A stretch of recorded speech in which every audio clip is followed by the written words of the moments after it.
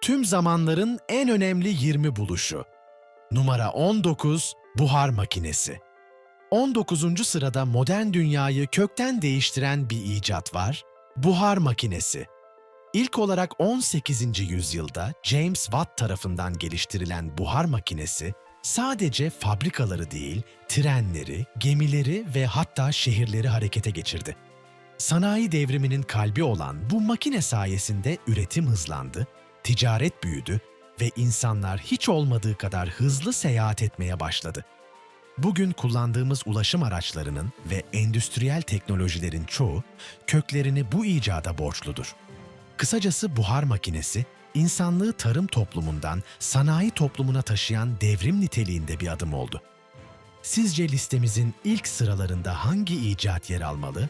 Yorumlara yazın ve serinin devamı için abone olmayı unutmayın.